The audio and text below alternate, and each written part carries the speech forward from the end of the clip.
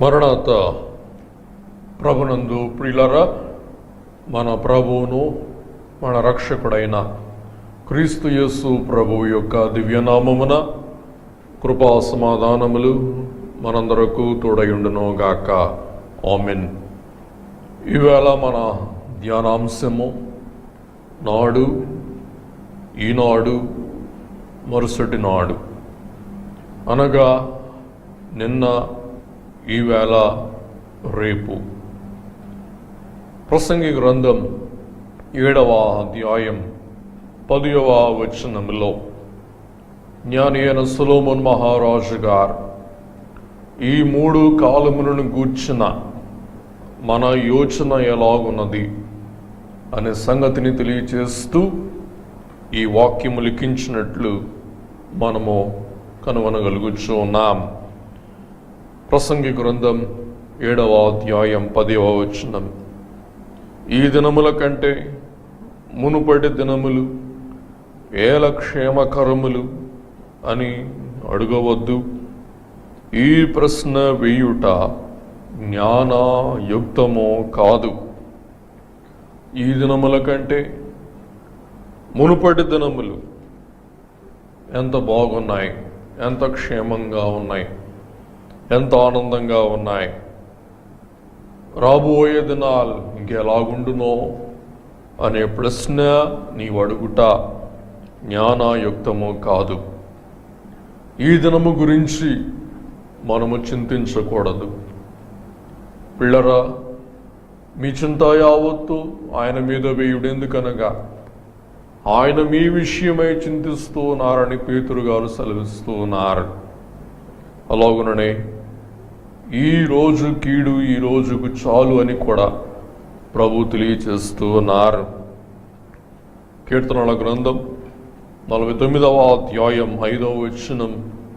నా కొరకు పొంచువారి దోష కృత్యములు నన్ను చుట్టుకునినప్పుడు ఆపత్కాలములో నేనేలా భయపడవలెనో. కాబట్టి కీర్తనకారుడు అంటాడు, నా చుట్టూ శత్రువులు ఆవరించినప్పుడు ఆపత్కాలములో నేనెందుకు భయపడవలను? యెహోవా నా కేడము, నా దుర్గము, నా ఆశ్రయము, నా కోట అని విశ్వసించిన దావీదు గారు ధైర్యము కలిగి, నిబ్బరము కలిగి యుద్ధములలో తాను ప్రవేశించి యుద్ధ సన్నద్ధతతో తాను యుద్ధ యోధునిగా, యుద్ధములలో పరిపూర్ణ విజయనాథునిగా వర్ధిల్లి దేవుని మహిమపరచుట మనం చూస్తూ ఉన్నాం. అందుచేతనే సొలొమోను మహారాజు గారు సామెతలు 24:10 అంటారు, శ్రమ దినమున నీవు కృంగిన ఎడల నీవు చేతకాని వాడవగుదువు. కాబట్టి సౌఖ్యదినారులో మనం ఉల్లసించి శ్రమదినములో మనము కృషించు వారమైతే మనము చేతకాని వారము అవుదుము, కిన్నులమై ఉందుము. అందుకే దైవజనులు అంటూ ఉన్నారు, నీవు కిన్నుడవు కాకున్నా, నీవు నిరుత్సాహపరుడవు కాకున్నా, ఎన్ని శ్రమలైనా, అన్ని శ్రమలైనా, ఎన్ని శ్రమలైనా నీవు గెలవగలవు అని దైవజనుడు సెలవిస్తూ ఉన్నారు. అలాగుననే ఆమోసు గ్రంథం 5వ అధ్యాయం 13వ వచనం. ఇది చెడు కాలము గనుక ఈ కాలమున బుద్ధిమంతుడు ఓరకుండును. మీరు ఓరక నిలిచి ఉండి దేవుడు జరిగించే అద్భుతమును చూడండి అని మోషే గారు సెలవిచ్చుట మనము గ్రహిస్తూ ఉన్నాం. కాబట్టి ఇది దుర్దినము. కాబట్టి బుద్ధిమంతులముగా మనం ఊరక నిలిచి ఉండి దేవుడు జరిగించు అద్భుతమును మనము నిరీక్షింపవలసిన వారమై ఉంటూ ఉన్నాం. కాబట్టి ఈ దినమున మనం మాట్లాడుట వ్యర్థత, ఊరుకుండుట అది ప్రయోజనకరం అయి ఉంటూ ఉన్నది. అలాగుననే పిల్లరా, ఈ యొక్క కాలంలో దేవుని యొక్క ఉగ్రత, దేవుని న్యాయము, అలాగుననే విపత్తు సంభవించిన ఈ తరుణములో మనల్ని మనం దేవునికి సమర్పించుకొని నిరీక్షింపవలసిన వారమై ఉంటూ ఉన్నాం. 39వ కీర్తన 10వ వచనములో, నీవు పంపిన తెగులు నా మీద నుండి తొలగింపుము, నీ చేతి దెబ్బ వలన నేను క్షీణించుచు ఉన్నాను. దానిని చేసినది నీవే గనుక నోరు తెరవక నేను మౌనినైతిని. దావీదు గారి యొక్క పాపమును బట్టి దేవుడు శిక్ష రప్పింపగా దేవుని చేతిలో శిక్ష అనుభవిస్తూ ఉన్న దావీదు గారు, దేవా, నా పరలోకపు తండ్రివిగా నీవే నన్ను శిక్షిస్తూ ఉన్నావు కాబట్టి నేను క్షీణించుచు ఉన్నాను. అలాగుననే నేను నోరు తెరవక నేను మౌనముగా కనిపెట్టుకొనుచు ఉన్నానని దావీదు గారు సెలవిస్తూ ఉన్నారు. కాబట్టి ఇది మౌనముగా దేవుని సన్నిధిలో మనం నిరీక్షించే సమయము ఉంటూ ఉన్నది. అలాగుననే ప్రభువు మనకు వాగ్దానము చేస్తూ అభయమిస్తూ ఉన్నారు. లూకా సువార్త 21వ అధ్యాయం 18-19 వచనాలలో, మీ తల వెంట్రుకలలో ఒక్కటైన నశింపదు, మీరు మీ ఓర్పు చేత మీ ప్రాణములను దక్కించుకొందురు.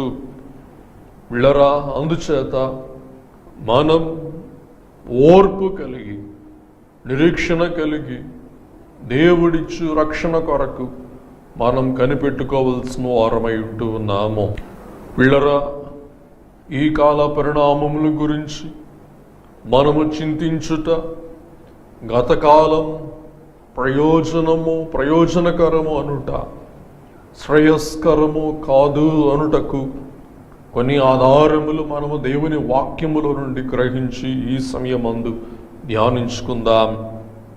మనము గతకాలం క్షేమకాలం, ఈ కాలం దుస్థితి కాలం, ఇబ్బంది కాలం అని అనకూడదనుటకు మొదటి కారణం, మనము ఈ ఆలోచన ద్వారా గత సమస్యలను కించపరుస్తూ ఉన్నాం.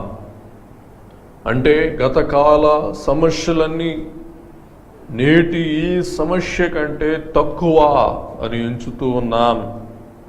ఇది ఎలాగునా అని మీరు ఆలోచించినట్లయితే ఈ యొక్క సంగతి విశదపరచుటకు మనము న్యాయాధిపతుల గ్రంథములో గిద్యోనును, న్యాయాధిపతి యొక్క ఉద్దేశ్యం, ఆయన మాట, ఆయన నిర్ణయం మనం గ్రహించుకున్న వారమైతే, పిల్లరా, గిద్యోన్ మిద్యానీయులకు భయపడి తాను దాగి ఉన్న సమయమందు దేవుని దూత దిగివచ్చి గిద్యోనుతో మాట్లాడుచు ఉన్న సమయమందు గిద్యోను ఇలాగూ మాట్లాడుతూ ఉన్నారు.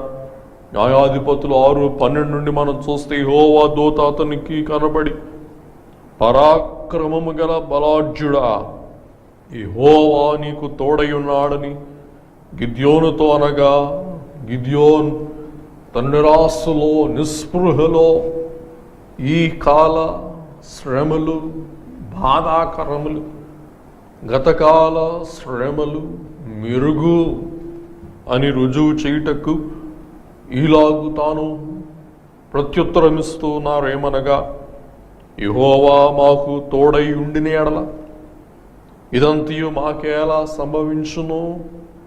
యెహోవా ఐగుప్తులో నుండి మమ్ము రప్పించునని చెప్పుచు మా పితరులకు వివరించిన ఆయన అద్భుత కార్యములనియు ఏమాయను?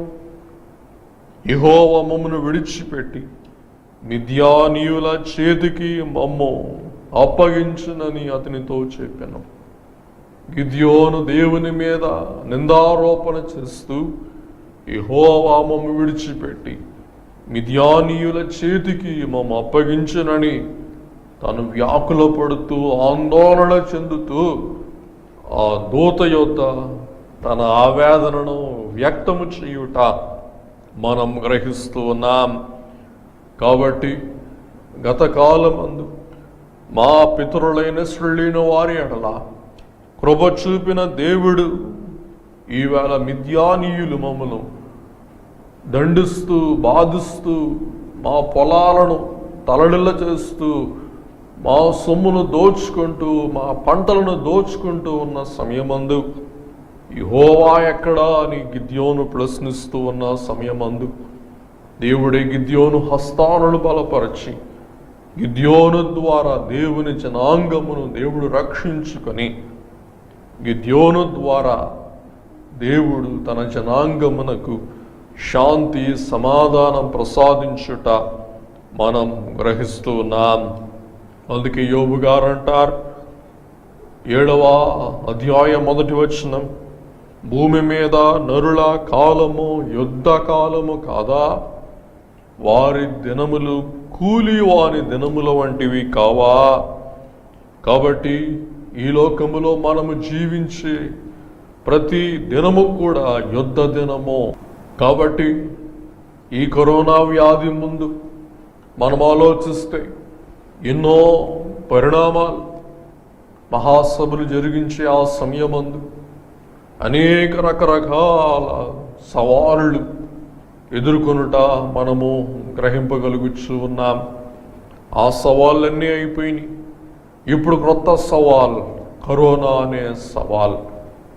కాబట్టి ఈలాగున ప్రజలముగా మనం అనేక సమస్యలు, అనేక యుద్ధాలు, అనేక పరిణామాలు మనం ఎదుర్కొంటూ మన జీవన యాత్రను మనం ఈ లోకములో కొనసాగింపవలసిన వారమై ఉంటూ ఉన్నాం.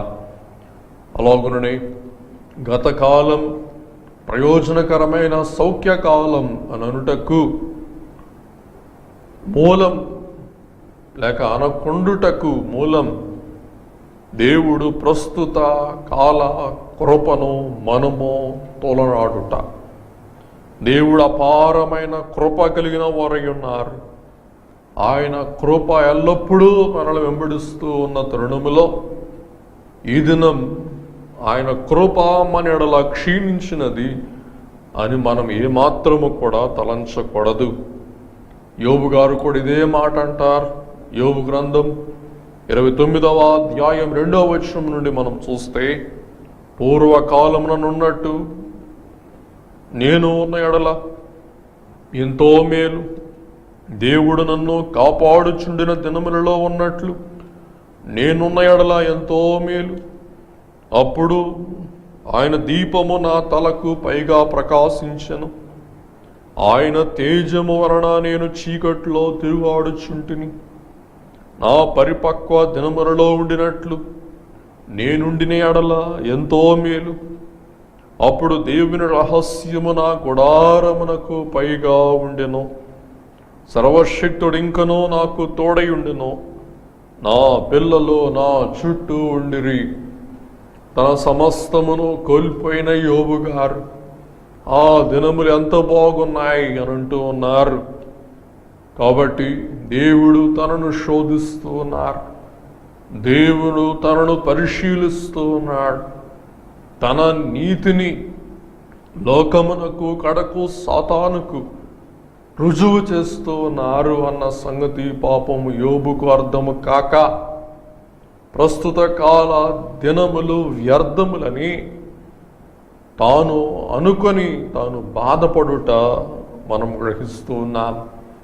కానీ శ్రమ తీరిన తరువాత రెండంతల ఆశీర్వాదం యోబు కొరకు దేవుడు సిద్ధపరచి ఉన్నారన్న సంగతి పాపం యోబు గ్రహింపలేకున్నట్లు మనము యోబు గారి యొక్క జీవితము ద్వారా గ్రహింపగలుగుచు ఉన్నాం. కాబట్టి యోబు గారి యొక్క జీవితంలో భయమును తొలగించి వేయుటకు, అభయమును ధైర్యమును విశ్వాసమును దేవుడు కలుగచేయుటకు, ఇట్టి సకల విధములై ఉన్న శ్రమలకు దేవుడు సెలవిచ్చి ఆ శ్రమ అను కొలిమిలో దేవుడు యోబును పొటము వేసి కడకు కాంతితో మెడిసే గొప్ప మేలిమి బంగారముగా దేవుడు యోబు గారిని రూపుదిద్దినట్లు మనం గ్రహిస్తూ ఉన్నాం. అలాగుననే ఈ కాలంలో ఈ శ్రమాను కొలిమిలో పుటం వేయబడుచు ఉన్న మనము కూడా రేపటి దినం విశ్వాసములో, ఆత్మీయతలో, భక్తిలో, అలాగుననే దేవుని యొక్క ప్రేమలో మనం మెరుస్తూ కలతో ఈ శ్రమ నుండి మనం గట్టెక్కగలం అనే విశ్వాసం మనమును కలిగి ఉండవలసిన వారమై ఉంటూ ఉన్నాం. కాబట్టి దేవుని యొక్క కృప, దేవుని యొక్క కావలి, దేవుని యొక్క ఘాటు యోబుకు లేకపోయినట్లయితే సాతానుడు యోబును ఎప్పుడో సంహరించి ఉండేవాడు. కాబట్టి దేవుడే యోబును శోధించుటకు సాతానుకు సెలవిచ్చారని వాక్యము ద్వారా గ్రహిస్తూ ఉన్నాం. యోబు గ్రంథం 2వ అధ్యాయం 5వ వచనం నుండి ఇలాగూ రాయబడి ఉన్నది. ఇంకోసారి, సతానా నీవు చెయ్యి చాపి అతని ఎముకను అతని దేహమును మొత్తిని ఎడల అతడు నీ ముఖం ఎదుటనే దూషించి నిన్ను విడిచి పోవును అనెను. అందుకు యెహోవా, అతడు నీ వశముననున్నాడు, అతని ప్రాణము మాత్రము నీవు ముట్టవద్దని సాతానుకు సెలవిచ్చెను. కాబట్టి అపవాది యెహోవా సన్నిధి నుండి బయలు వెళ్ళి అరికాలు మొదలుకు నడినెత్తి వరకు బాధగల కురుపులతో యోబును మొత్తెను. యెహోవా కృపగలవాడు కాబట్టి యోబు సాతాను చేత భయంకరముగా మొత్తబడిన వాడై ఉన్నాడు. ఈ మొత్తబడుటకు సాతానుకు దేవుడే సంధించారు.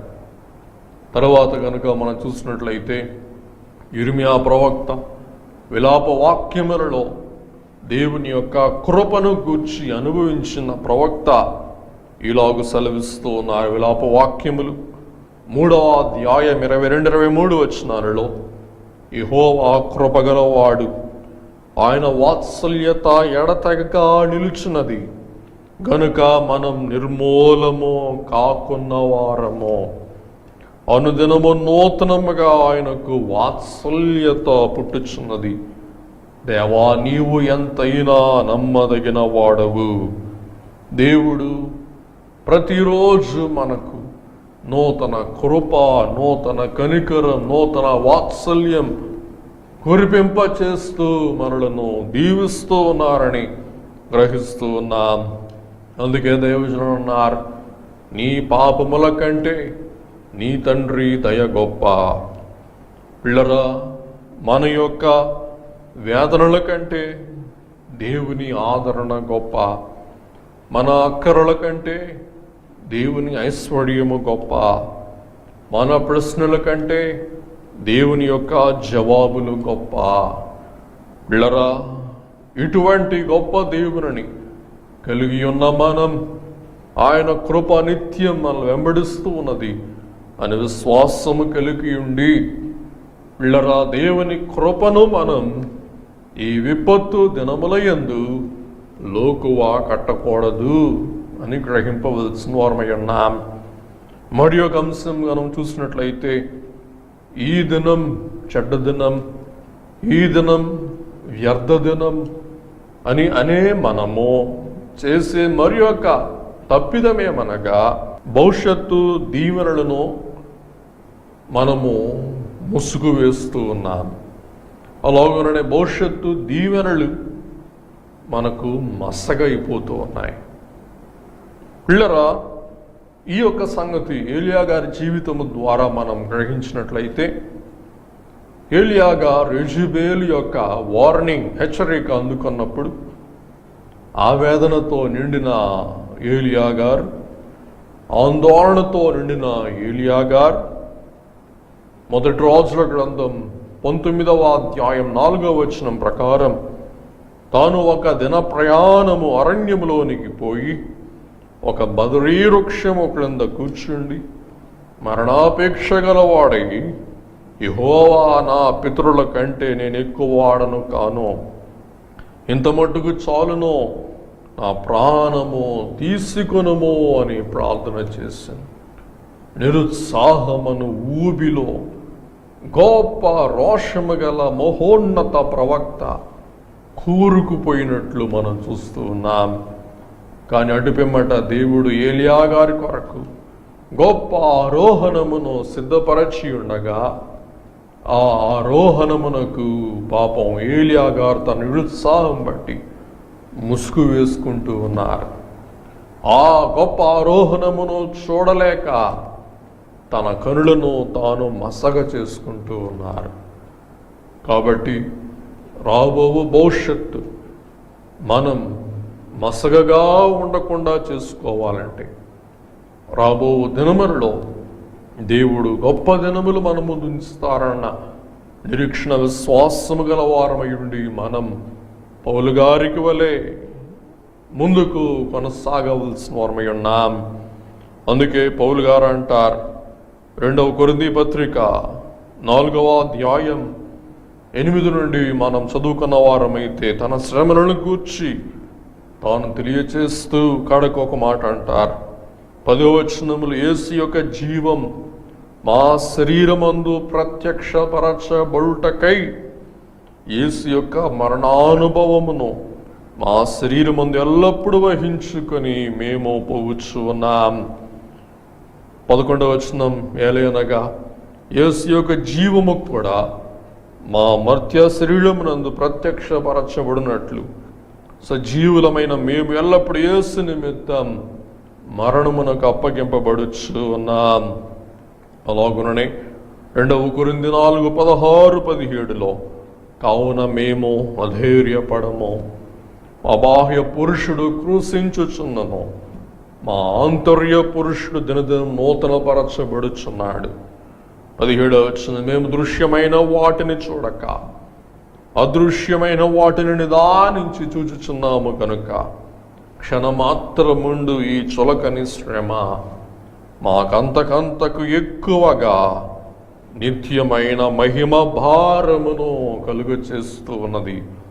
కాబట్టి దేవుడు ఈ శ్రమతో పాటు ఆయన మహిమను కూడా మనకు అనుగ్రహించు వారై ఉన్నారు. మహిమ భారమును దేవుడు మనకు అనుగ్రహించు వారై ఉంటూ ఉన్నారు.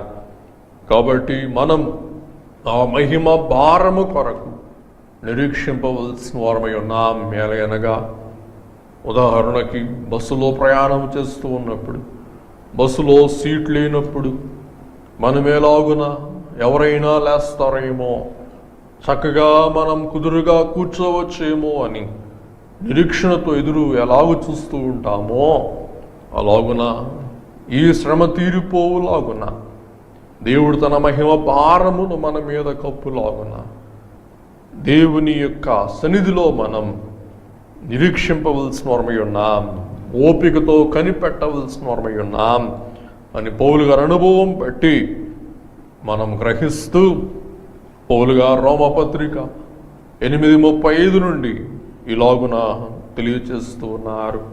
క్రీస్తు ప్రేమ నుండి మనలను ఎడబాపు వాడెవడు? శ్రమేనను, బాధైనను, హింసైనను, కరువైనను, వస్త్రహీనతైనను, ఉపద్రవమైనను, ఖడ్గమైనను మనను ఎడబాపునా? ఇందును గూర్చి వ్రాయబడినదేమనగా, నిన్ను బట్టి దినమెల్లా మేము వధింపబడిన వారము, వధకు సిద్ధమైన గొర్రెలమని మేము ఎంచబడిన వారము.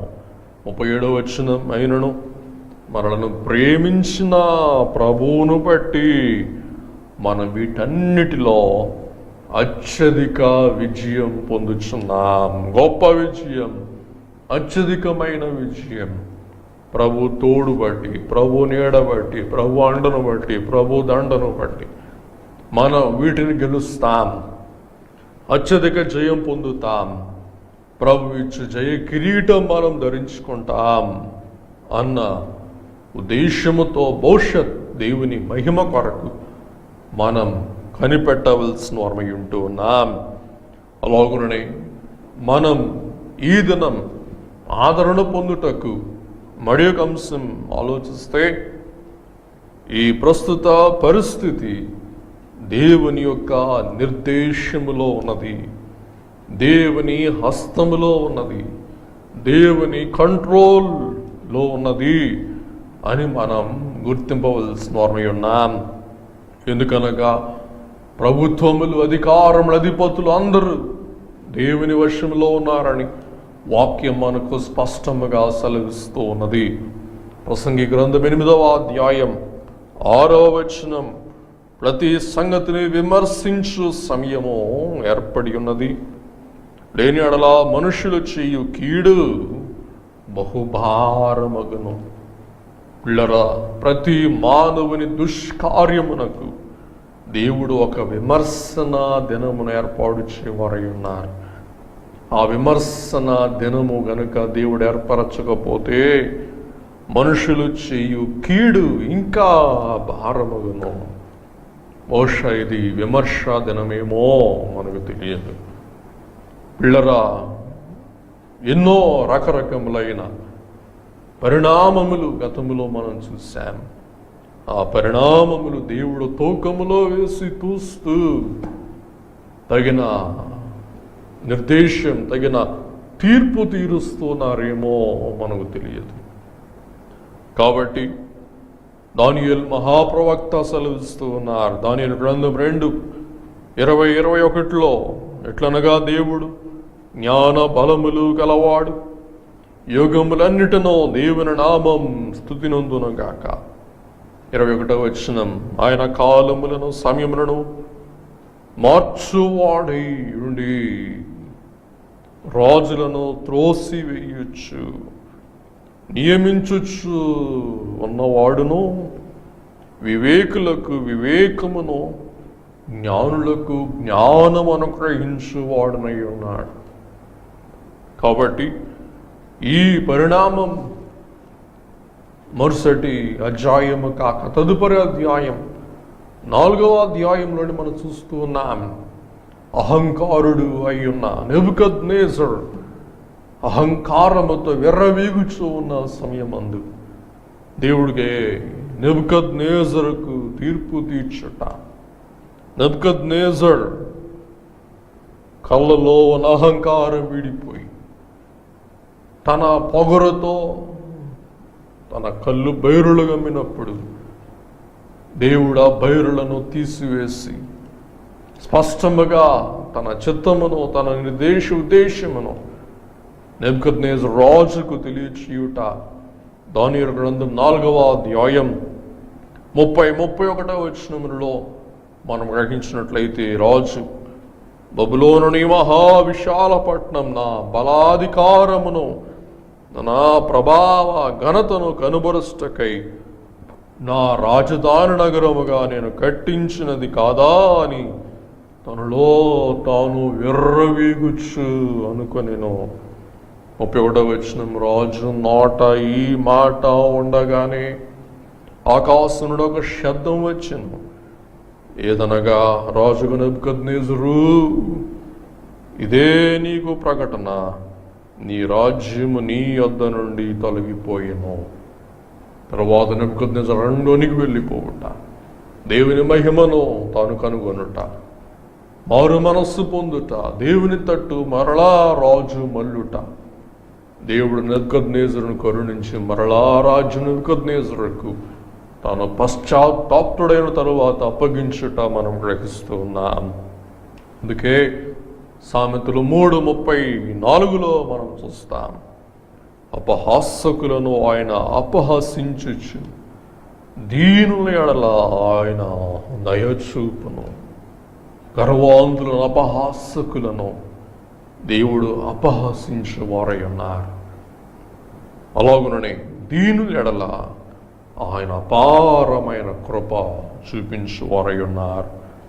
అలాగుననే 21వ అధ్యాయం సామెతల గ్రంథం 1వ వచనం, యెహోవా చేతిలో రాజు హృదయం నీటి కాలువల వలె ఉన్నది, ఆయన తన చిత్త వృత్తి చొప్పున దానిని త్రిప్పును. రాజులు, ప్రభుత్వములు దేవుని చిత్తములో ఉన్నవని వాక్యం సెలవిస్తూ ఉన్నది. కాబట్టి కీర్తనకారులు అంటారు, నరుల ఆగ్రహములు 2. మొదటి ఆగ్రహం అంతర్గత ఆగ్రహం. రెండవ ఆగ్రహం బహిర్గత ఆగ్రహం. పిల్లరా, ఈవేళ నరులైన వారిలో ఆగ్రహం ఆవరించి ఉన్నది. అలాగునే పెద్దలలో ఆగ్రహం ఆవరించి ఉన్నది. ఈ ఆగ్రహములు 2 రకాలని వాక్యము సెలవిస్తున్నది. గ్రహించుకుందాం. కీర్తనలు 76:10. నరుల ఆగ్రహం నిన్ను స్తుతించును, ఆగ్రహ శేషమును నీవు ధరించుకుందు.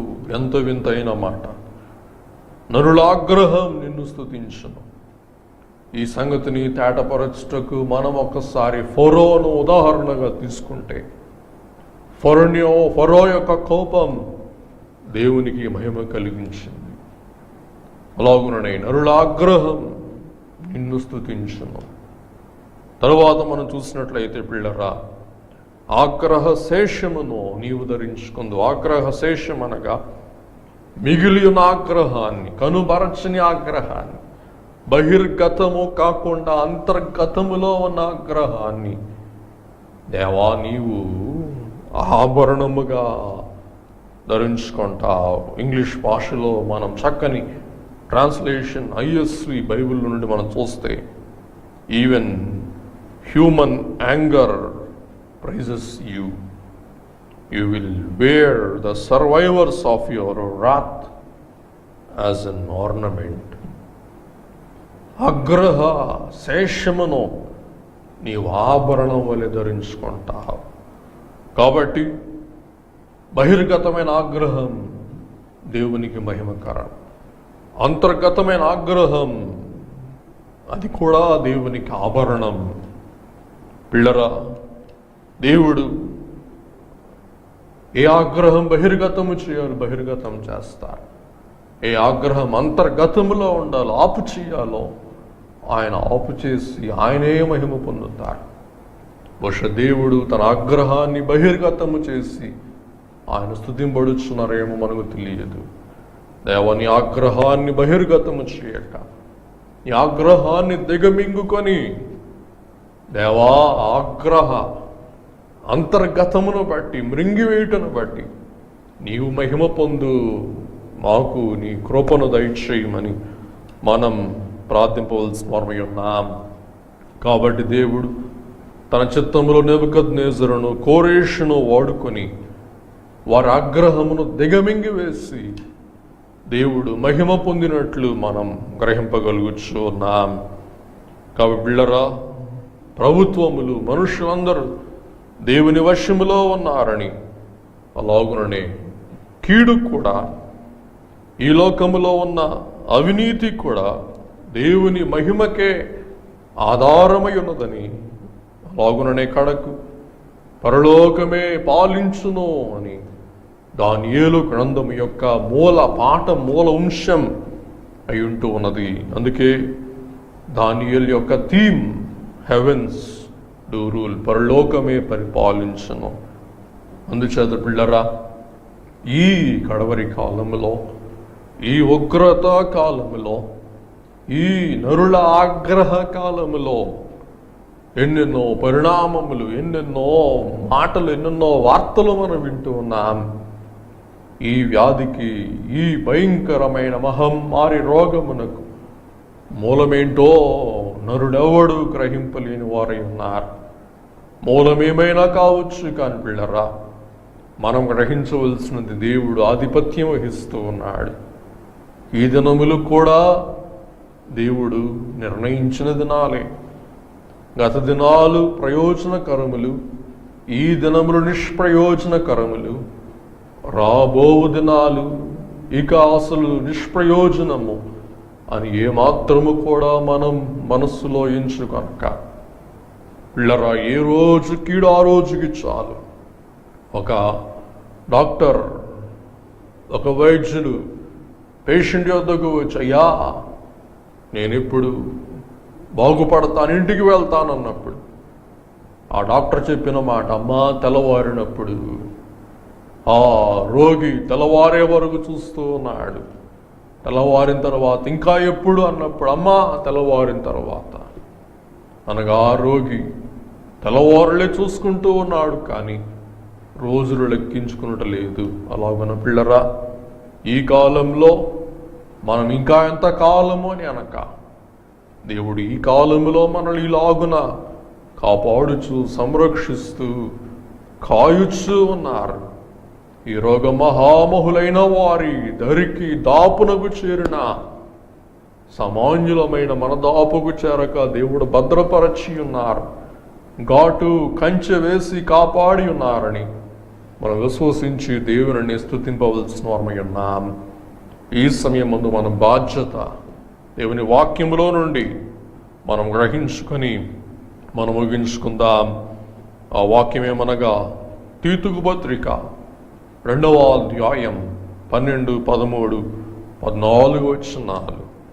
మన భక్తిహీనతను, ఇహలోక సంబంధమైన దురాశలను విసర్జించి శుభప్రదమైన నిరీక్షణ నిమిత్తమును, అనగా మహాదేవుడును మన రక్షకుడును అయిన యేసుక్రీస్తు మహిమ యొక్క ప్రత్యక్షత కొరకు ఎదురు చూచుచు ఈ లోకములో మనం స్వస్థ బుద్ధితో, మంచి బుద్ధితో, శుద్ధి గల బుద్ధితో, పవిత్ర గల బుద్ధితో, మంచి బుద్ధితో, అలాగుననే నీతితో, దేవుని యొక్క వాక్య ఆజ్ఞల అనుసారముగా నీతితో, అలాగుననే భక్తితో బ్రతుకుచుండవలనని మనకు బోధించుచు ఉన్నది. 14వ వచనం, ఆయన సమస్తమైన దుర్నీతి నుండి మనలను విడిపించి విమోచించి సత్క్రియలయందు ఆసక్తి గల ప్రజలను తన కోసరం పవిత్రపరచుకొని తన సొత్తుగా చేసుకొనుటకు తన్ను తానే మన కొరకు అర్పించుకొనను. కాబట్టి పిల్లరా, స్వస్థ బుద్ధి కలిగి, నీతి కలిగి, భక్తి కలిగి మనం బ్రతుకుచు దేవుడు అనుగ్రహించు ఆ మహిమను సొత్తుగా అందుకొనుటకు సిద్ధపడవలసిన వారమై ఉంటూ ఉన్నాం. అట్టి అనుభవం, అట్టి అంతస్తు, అట్టి శుభప్రదమైన ఉత్సాహం, నిరీక్షణ మనం ఈ ఆపత్కాలములో కలిగి ఉండి దేవుడు అనుగ్రహించి విడుదల కొరకు, విమోచన కొరకు ఎలాగన 400 సంవత్సరం నిలుచుకోలేని వారు కనిపెట్టుకున్నారు. మనం కేవలం 40 దినాల కొరకే కనిపెట్టుకొనిచున్నాం. కాబట్టి మనమును కనిపెట్టుకొని ఆ గొప్ప వెలుగు, మహిమ, ఆనందం, ఆశీర్వాదం అందుకొనగల ధన్యత ప్రభు మనకు అనుగ్రహించును గాక. మన నిరీక్షణ, మన విశ్వాసం మరణాత అనగా ప్రభు వస్తూ ఉన్నారు, ప్రభు వచ్చి మనతో ఉన్నారు, ప్రభు త్వరగా రానయుండి మనల్ని విమోచించు వారై ఉన్నారు. ఈ యొక్క విశ్వాసం, ఈ నిరీక్షణ ఏదో సలాముతో మనం పెదవులతో చెప్పువారమై ఉండక, ఆ విశ్వాసం, ఆ నిరీక్షణ హృదయముతో నమ్మి మనం ప్రభు రాకొర కనిపెట్టుకొని గత దినాలు ప్రయోజనకరమైన దినాలు, ఈ దినం వ్యర్థ దినం, రాబో దినం ఏ దినమో అని మనం ఎక్కువగా ఆలోచించి మన మనస్సులను తలడల్లో చేసుకొనక నిబ్బర బుద్ధి కలిగి మనం ముందుకు సాగి వెళ్ళగల ధన్యత, దీవెన, ఆశీర్వాదం, భాగ్యం, ఆత్మ సహాయం, నడిపింపు ప్రభు మనందరికీ అనుగ్రహించును గాక. ఆమేన్. ప్రార్థించుకుందాం. దయగల ప్రభువా, ఏ బుద్ధి కలిగి ఉండవలసిన ఉన్నాం, ఏ ఆలోచన కలిగి ఉండవలసిన ఉన్నాం, ఏ నిరీక్షణ మేము సంపాదింపుకొనవలసిన ఉంటూ ఉన్నామనున్నది మీ వాక్యము ద్వారా మాకు సెలవిచ్చిన మహోన్నతుడా నీకు స్తోత్రం. కాబట్టి తండ్రి, మా దినమును లెక్కించుట మాకు నేర్పించుమో అని మోషే గారు 90వ కీర్తనలు అంటూ ఉన్నారు. కాబట్టి స్వామి, ఈ లెక్క వేయుటలో ఎలాగూ లెక్క వేయాలో మాకు తెలియదయ్యా. ఆ లెక్క వేయుట మీరే మాకు నేర్పించి మేము చక్కని లెక్కలు వేసుకుని చక్కని వారముగా మేము ఈ యొక్క భయంకర లోకములో మసలుచు తండ్రి నిరీక్షణతో మంచి దినములు మా ముందున్నవి అనే శుభప్రదమైన నిరీక్షణతో విశ్వాసముతో ఎదురు చూస్తూ ఎవా గొప్ప దినమును మేము చూచి ఆనందించి అనుభవించి నిన్ను మేము కీర్తింపగల భాగ్యం మా అందరకు దయచేయమని దినములు సంవత్సరములు తన వశములో ఉంచుకున్న యేసునామమున వేడుకొనుచున్నాం పరమ తండ్రి. ఆమేన్. మన తండ్రి అయిన దేవుని ప్రేమయు కుమారుడైన యేసుక్రీస్తు ప్రభు యొక్క కృపయు పరిశుద్ధాత్మ తండ్రి అయిన దేవుని యొక్క నడిపింపు సహాయము సహవాసం ఆదరణ తోడ్పాటు మనకునో మన కుటుంబీకులకునో మన దినములకునో మన కాలమానం అంతడుకునో సదా తోడయుండును గాక. ఆమేన్. మరణాత.